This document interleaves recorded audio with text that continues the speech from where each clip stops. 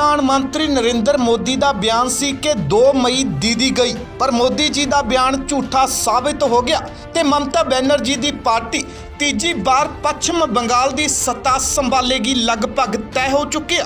हालांकि पार्टी शुरुआत तो ही रुझान दे विच अगे चल रही सी, पर नंदीग्राम तो ममता बनर्जी खुद लगातार पिछे चल रहे सी। कदों कहानी पलटी पता नहीं लग्या। पश्चिमी बंगाल दे विच मुड़ तो ममता जी सरकार बनाउणगे लगभग साफ हो चुके हैं, जिस दे चलदे हुण सियासत गर्म हुंदी नजर आ रही है। ममता जी नूं बधाइयां ते बीजेपी ते बार शुरू हो चुके ने। मोदी जी दे 2 मई वाले बयान दा हुण आम आदमी पार्टी तो संजय सिंह ने जवाब दिता। संजय सिंह दा ट्वीट सामने आया जिस विच ओह लिखदे ने, 2 मई दीदी आई, दीदी को दिल से बधाई। इस तो इलावा पंजाब की सियासत भी गर्म हुंदी नजर आ रही है। कांग्रेस तो राजकुमार वेरका दे बल्लों बीजेपी ते तिखे निशाने साधे गए। देखो, ममता बनर्जी को जितना डराने धमकाने की कोशिश की गई, मारने हमले करवाने की कोशिश की गई, और बंगाल में जितनी खरीदो फरोख्त की गंदगी बीजेपी ने फैलाई है और लोगों ने उनके मुंह पे तमाचा मारा है। और मैं कहूँगा कि खूब लड़ी मर्दानी, वो तो जैसे झांसी वाली रानी थी। और 2 मई को ये कह रहे थे नतीजे आएंगे। मोदी साहब क्या कहते थे, 2 मई दीदी गई। अरे दीदी कहाँ गई मोदी साहब, अब आप गए हो। आपने पूरे देश में कोरोना महामारी फैलाई है, कुर्सी के लालच में देश का बेड़ा गर्क किया है, देश को खतरे में डाला है आपने।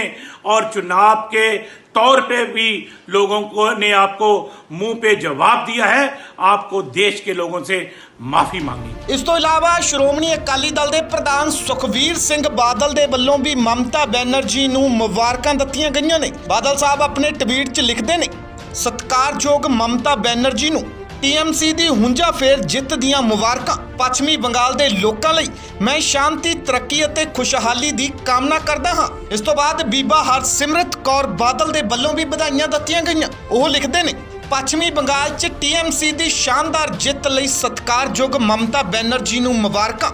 भरियां औकड़ां दा उन्हां दलेरी नाल सामना कीता अते सचमुच एक शेरनी वांग लड़ के जित दा झंडा गड्ढिया। तुहानूं दस दईए कि लगातार ही सब दीयां नज़रां पश्चिमी बंगाल दीयां चोणां दे नतीजिਆਂ ते ਬਣੀਆਂ ਹੋਈਆਂ ਸੀ, क्योंकि पश्चिमी बंगाल दे विच जिथे बीजेपी ਵੱਲੋਂ मेहनत बड़ी की गई सी ते दावे जित दे कीते जा रहे सी, पर दूजे पासे बीजेपी दे खिलाफ जिथे ममता बनर्जी सी तां उत्थे ही किसान लीडरां दा प्रचार भी सी, क्योंकि किसान लीडर 5 महीने तो मोदी हुकूमत दे खिलाफ अंदोलन कर रहे ने। मोदी सरकार दे नाल कानून रद्द करन दी गल ना बनन तो बाद किसानां ने पश्चिमी बंगाल दा रुख कीता, जिथे बीजेपी के खिलाफ प्रचार किया ते दावा किया कि पश्चिमी बंगाल दे विच बीजेपी की हार होवेगी, जिस तो बाद कहा जा रहा कि किसानां दा भी इस जित दे विच बड़ा हत्थ आ। एक मोटी मोटी नज़र नतीजिਆਂ ते भी मार लैने। तुहानूं दस दईए कि ममता बनर्जी की पार्टी टीएमसी 216 ते अगे आ, जिन्हां दे विचों काफ़ी सीटां ते लगभग जित की मोहर लगा चुकी है। इस तो इलावा बीजेपी 73 सीटां ते अगे चल रही है, जिस दे विचों 50% सीटां ते हालांकि बीजेपी जित भी चुकी है। मतलब 73 दे विचों 30 दे नेड़ तेड़ बीजेपी की जित पक्की हुंदी नजर आ रही है। जे गल असम की कीती जावे तां असम दे विच भी तय हो चुकिया कि भाजपा गठजोड़ की सरकार बनेगी।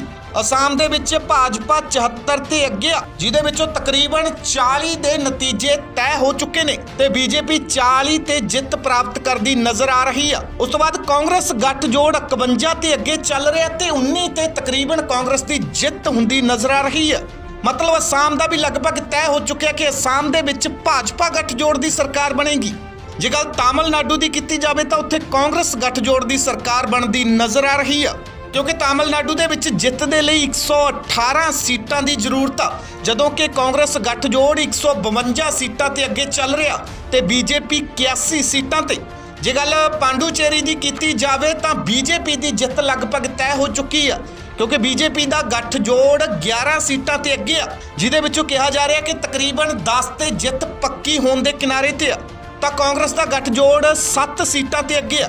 जे गल केरल की कीती जावे तां केरल दे विच बीजेपी की हार ही नहीं हुई बल्कि सफाया ਕਿਉਂਕਿ ਕੇਰਲ ਦੇ ਵਿੱਚ ਖੱਬੇ ਪੱਖੀ ਪਾਰਟੀ 99 ਸੀਟਾਂ ਤੇ ਅੱਗੇ ਆ, ਜਦੋਂ ਕਿ ਜਿੱਤ ਦੇ ਲਈ ਸਿਰਫ 71 ਸੀਟਾਂ ਦੀ ਲੋੜ ਆ, ਜਿਹਦੇ ਵਿੱਚੋਂ ਕਿਹਾ ਜਾ ਰਿਹਾ ਕਿ ਤਕਰੀਬਨ 70 ਤੋਂ ਵੱਧ ਸੀਟਾਂ ਤੇ ਖੱਬੇ ਪੱਖੀ ਪਾਰਟੀ ਦੀ ਜਿੱਤ ਤਕਰੀਬਨ ਪੱਕੀ ਹੋ ਚੁੱਕੀ ਆ। ਹਾਲਾਂਕਿ ਕਾਂਗਰਸ ਵੱਲੋਂ ਟੱਕਰ ਦੇਣ ਦੀ ਸ਼ੁਰੂਆਤ ਦੇ ਵਿੱਚ ਕੋਸ਼ਿਸ਼ ਕੀਤੀ ਗਈ ਸੀ, ਪਰ ਅੰਤ ਨੂੰ ਕਾਂਗਰਸ ਨੂੰ ਪਛਾੜ ਦਿੱਤਾ ਤੇ ਕਾਂਗਰਸ ਸਿਰਫ 41 ਸੀਟਾਂ ਤੇ ਅੱਗੇ ਆ। ਮਤਲਬ ਜਿੰਨਾ ਸੀਟਾਂ ਤੇ ਫਿਲਹਾਲ ਦੀ ਘੜੀ ਕਾਂਗਰਸ ਅੱਗੇ ਆ, ਜੇ ਕਾਂਗਰਸ ਉਹਨਾਂ ਸਾਰੀਆਂ ਸੀਟਾਂ ਤੇ ਜਿੱਤਦੀ ਵੀ ਆ ਤਾਂ ਵੀ ਕੇਰਲ ਦੇ ਵਿੱਚ ਕਾਂਗਰਸ ਸਰਕਾਰ ਬਣਾਉਣ ਦੇ ਨੇੜੇ ਤੇੜੇ ਵੀ ਨਹੀਂ ਤੇ ਖੱਬੇ ਪੱਖੀ ਪਾਰਟੀ ਬਹੁਮਤ ਦੇ ਨਾਲ ਆਸਾਨੀ ਨਾਲ ਸਰਕਾਰ ਬਣਾ ਸਕਦੀ ਹੈ। ਪਰ ਵੱਡੀ ਖਬਰ ਇਹ ਆ ਕਿ ਕੇਰਲ ਦੇ ਵਿੱਚ ਬੀਜੇਪੀ ਪਹਿਲਾਂ 3 ਸੀਟਾਂ ਤੇ ਅੱਗੇ ਚੱਲ ਰਹੀ ਸੀ, ਹੁਣ ਉਹ बढ़त ਵੀ ਬੀਜੇਪੀ ਗਵਾ ਚੁੱਕੀ ਆ। ਮਤਲਬ ਕੇਰਲ ਦੇ ਵਿੱਚ ਬੀਜੇਪੀ ਦੀ ਜ਼ੀਰੋ ਟੁੱਟਦੀ ਨਜ਼ਰ ਨਹੀਂ ਆ ਰਹੀ। Bureau report, channel Punjab.